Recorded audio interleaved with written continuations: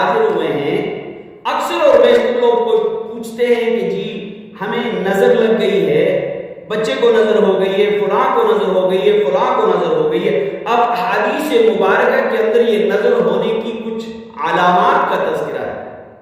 وہ نہیں بتاتا کہ جو کاہن بتاتے ہیں، نجومی بتاتے ہیں، کوئی پروفیسر بتاتے ہیں، نہیں، میں آپ کو وہ علامات، نظر بد کی وہ علامات بتاتا ہوں کہ جو آقا علیہ السلام نے فرمائی ہیں۔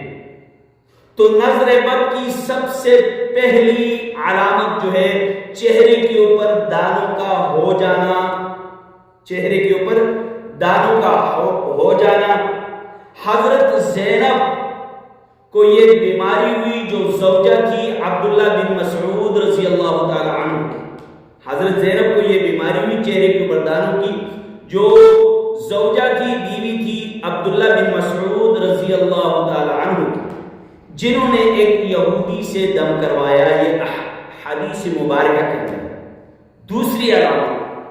دوسری علامت نظر بد کی یہ ہے کہ کھڑے کھڑے نظر لگ جائے، انسان گر جاتا ہے۔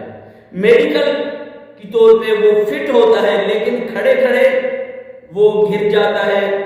اسی طرح ایک صحابی کے بارے میں حدیث کے اندر آتا ہے کہ وہ نہاتے ہوئے وہ گر پڑے، نہاتے ہوئے نظر کی وجہ سے وہ گر پڑے۔ اور اسی طرح سہل بن حنیف ان کا نام تھا۔ اسی طرح تیسری علامت نظر کی کہ شدید قسم کا بخار ہو جاتا ہے۔ تیسری علامت جو حدیث مبارکہ کی کتابوں کے اندر ہے، تیسری علامت نظر بد کی یہ ہے کہ شدید قسم کا بخار ہو جاتا ہے۔ آپ چیک اپ کراتے ہیں، میڈیکل کی طور پہ آپ کو بخار کی علامات نہیں ہوتی، لیکن آپ کو شدید قسم کا بخار ہوتا ہے، یہ نظر بد کا بخار ہوتا ہے۔ اور اسی طرح چوتھی قسم، چہرے کے اوپر پیلاہٹ کے اثرات نظر آ جاتے ہیں، چہرہ جو ہے پیلا پڑ جاتا ہے۔ نبی کریم صلی اللہ علیہ وسلم کے پاس ایک بچے کو لے آیا گیا، نبی کریم صلی اللہ علیہ وسلم نے اس بچے کی چہرے کے اوپر پیلاہٹ دیکھی تو فرمایا کہ اس بچے کو نظر بد ہے، اس کو نظر بد کا علاج کروایا جائے، اس بچے کا نظر بد کا علاج کروایا جائے۔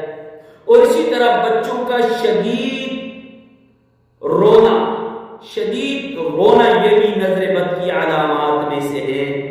اور اسی طرح آپ میڈیکل طور پہ بالکل فٹ ہے لیکن آپ کے اعصاب کے اوپر بوجھ رہتا ہے، آپ کے دماغ کے اوپر بوجھ رہتا ہے، آپ کے کندھوں کے اوپر بوجھ رہتا ہے، آپ بوجھل اپنے آپ کو محسوس کرتے ہیں، تو یہ بھی نظر بد کی علامت ہے۔